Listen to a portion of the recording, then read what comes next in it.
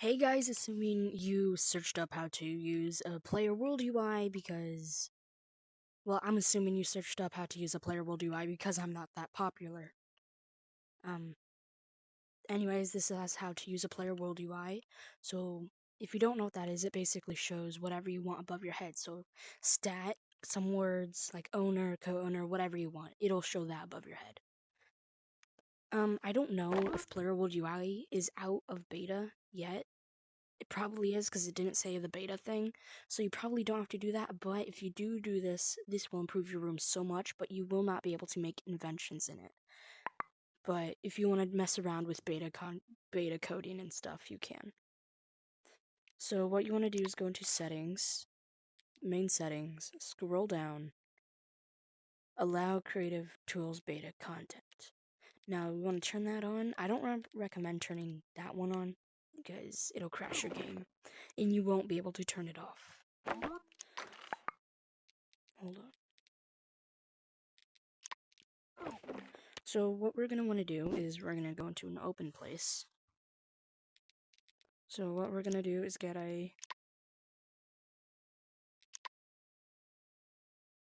go into circuits right here. So then you won't, and nothing else will pop up. Player, world, UI. So what we're going to do is spawn that. Now we're going to get an event receiver.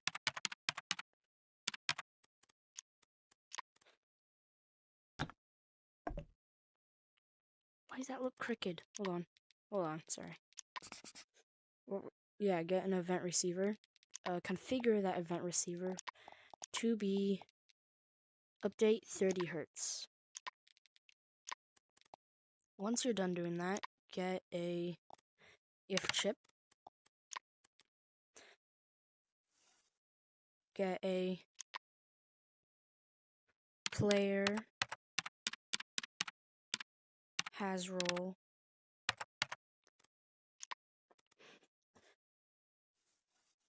wire the execution chip on the event receiver output to the if execution input to the if chip. Then wire the condition of the if chip to the value of the player has role. Now we're gonna get a display player world UI. Now we're gonna just wire the then on the if chip to the output of the input of the display player world UI. Now what we're gonna want to do is go into CV1 legacy, or in future updates, I don't know where this will be, but and it'll be in game chips. Get a roll chip right here. I'm going to place that above the player world UI so it'll be easy to find. It doesn't matter what you name this as long as if you name it something. So I'm going to name it I'm just going to name it 1 since it's the first roll chip. Now what we're going to want to do is edit the player world UI, and this one will be for the owner. It doesn't have to be for anything. It doesn't have to be it doesn't have to be for owner, but what we're going to want to do is name it. You don't have to, but it'll be easier to find it. So if it's for owner, name it owner. We're going to turn off primary bar, turn off secondary bar, enable the text. Now right here, text, this is the thing that's going to display it over that person's head. So if this is going to be for owner, name it owner, and you can also color it. I'm going to make this lilac. Make it synced. Do not enable when joining, but only make it enabled for the roll chip you put right here. So its name is 1, so you're gonna enable it for 1. Great. Now once you've done that, go into this room. But other ways to do that is when you open your watch, this will pop up. Go into this room, settings, Then scroll till you see permissions. Go into creator, because if you want the owner to have this, it'll be named creator. Other ways will be displayed for co-owner, moderator, host, and for everybody else. But then you're gonna want to go to miscellaneous, however you pronounce that, and then you're gonna override. Gosh darn, why am I lagging so much? Override auto assigned game roles. Just gonna override that. Then you're gonna click this edit button, add role, and make it say exactly what this role chip says. Sorry, I didn't bring this up later, but this cannot have any capitals in it. I'm not so sure if... Okay, letters count, but no capitals. 1. There we go. It'll be exactly this. So whoever has... So since we're in creators permissions, I have the role 1. So immediately when I join, I'll have this role. So then, if I get the connect tool, and I wire the target to the player world UI, only the player who has role will display owner above their head. Now, we aren't done yet with this. Player has role. Now we're gonna make it say exactly this. 1. So this thing will always be checking if anybody has the role 1. If they do, then it'll display the whatever you made it say above the head. And local player, don't change that. I don't know if that'll mess with anything. What is that noise?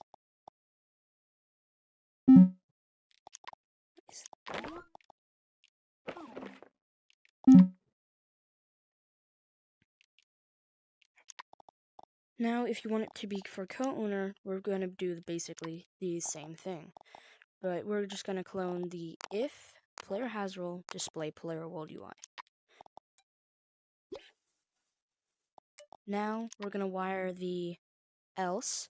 So what this is going to be doing, if they do not have the role 1, then, or else, it'll be checking to this if chip. So then, it'll be checking if anybody has this role. So what we're going to want to do is get a role chip.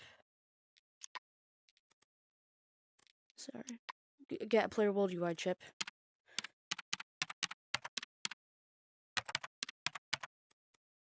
Player world UI. Put this up here. Now we're going to get a role chip.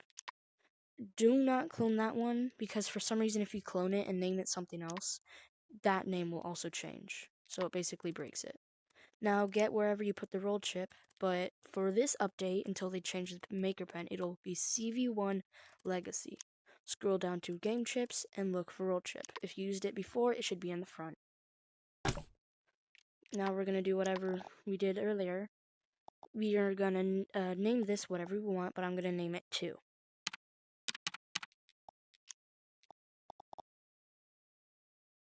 Now we're going to configure the player world UI. Name it whatever you want, but this one will be for a co-owner. Oh, whoops.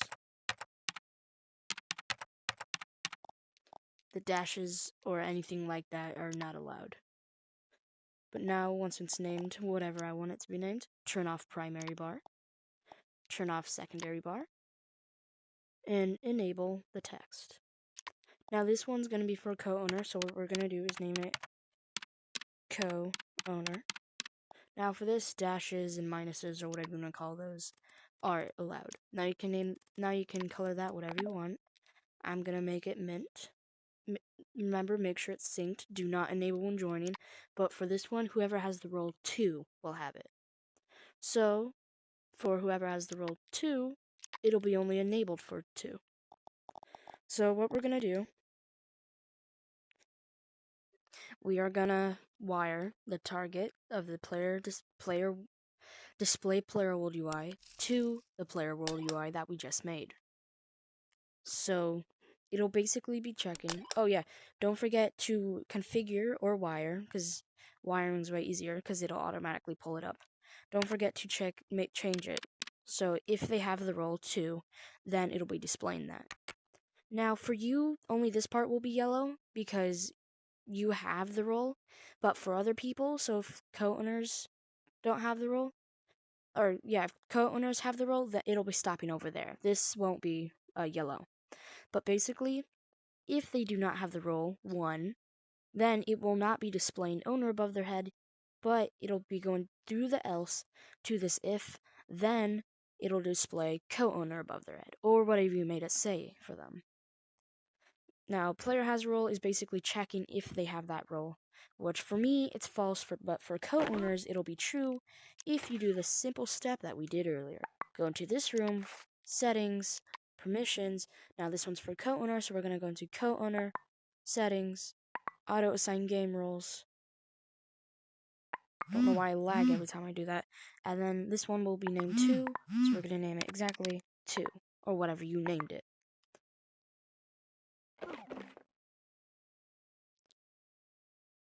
Okay, so now we're gonna now if you want it to display the player's stats above their head, this part will be for you. So what we're gonna do is clone these exact parts. So if no one has any of these roles and they're just a regular player joining your world, wire the else to another if chip like this. Then we're gonna get another player world UI.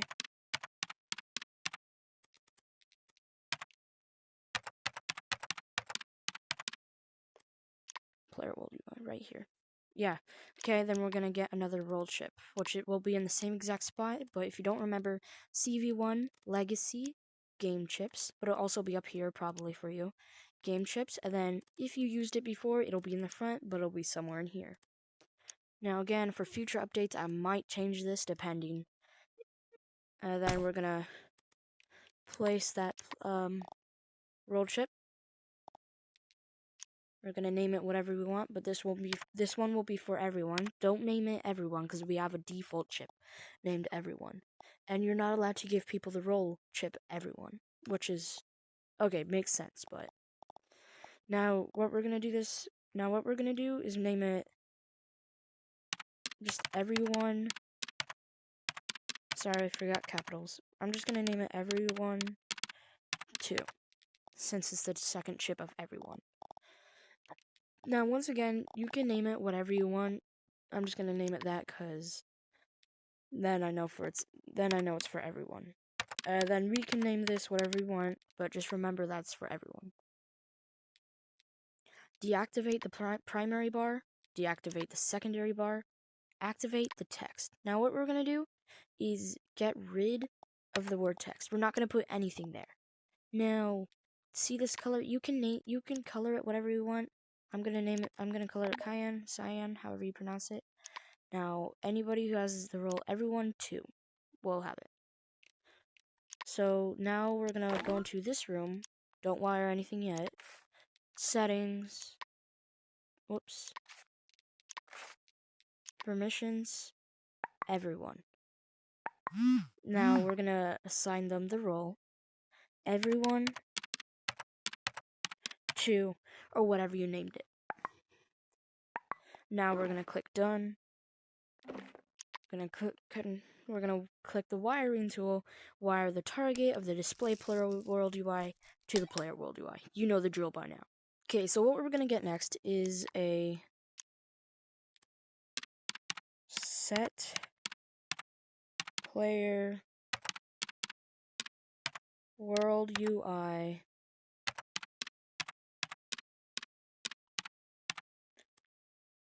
text value. Sorry it took me a while to say that, but I was trying to type it out while saying it. Now we're gonna get a string format.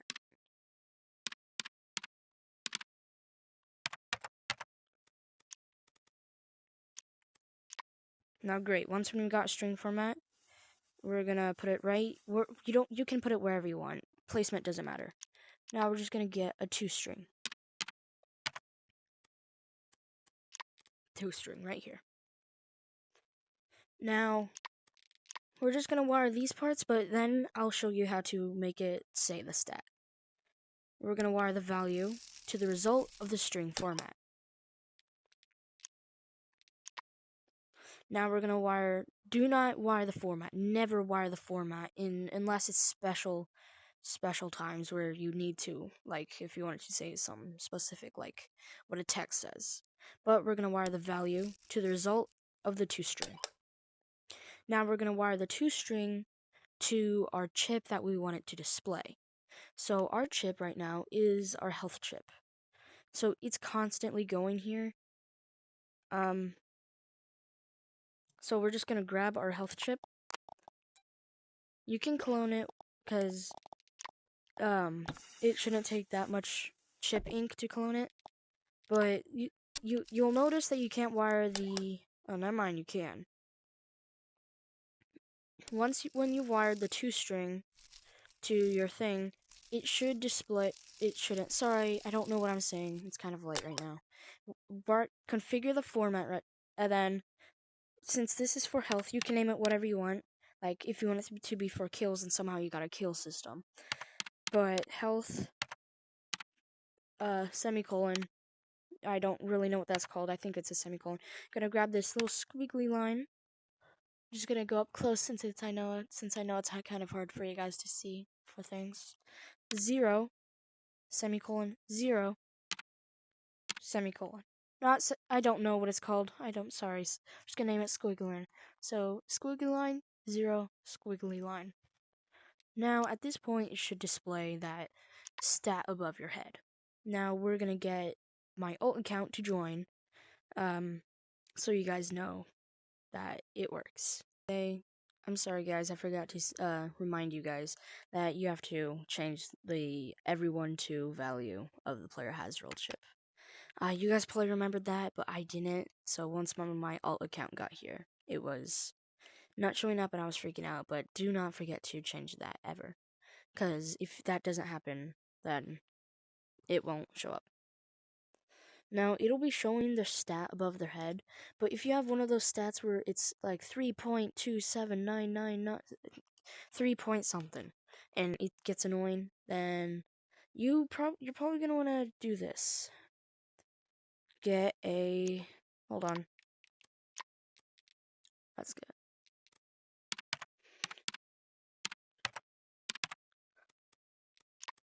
Now we're going to get a round chip. So it'll round it.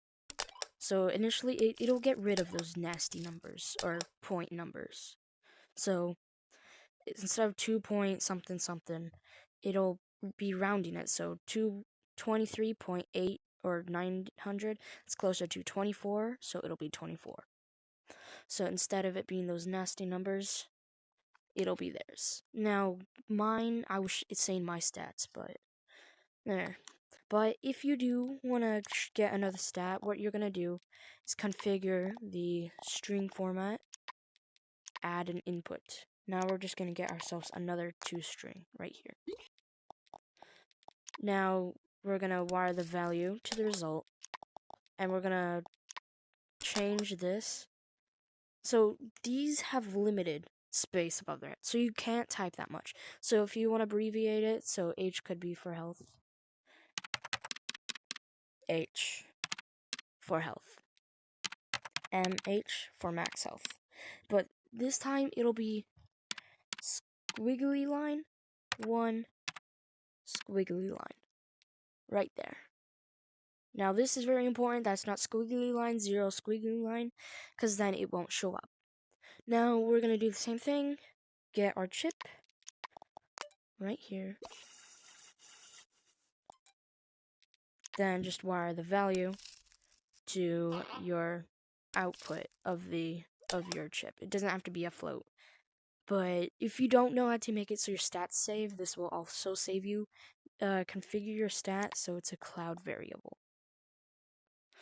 Chip settings, cloud variable. So when people leave and then rejoin, their stats will be saved. I don't know for CV1, but anyways, it'll be showing MH0. I don't have the stats going, but if I were to set it up,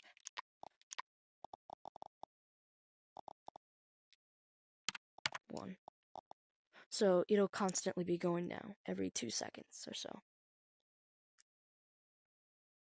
Anyways, that's how to use a player world UI. this was very thrown together. Sorry. I hope this helped you understand a bit more about coding. Do not forget to give people the role. Don't forget to only enable it for that role. And don't forget to change the player has role value. Besides that, it's pretty set. Anyways, that'll be the end for this video. Don't forget to like, subscribe, share, because that could help a lot. Anyways, yeah, that's all. If you want to add me on Rec Room, I am... Sorry, wrong one. I'm randomperson970. At randomperson970. If you want to subscribe to me, that could help a lot. Anyways, that's all. Bye.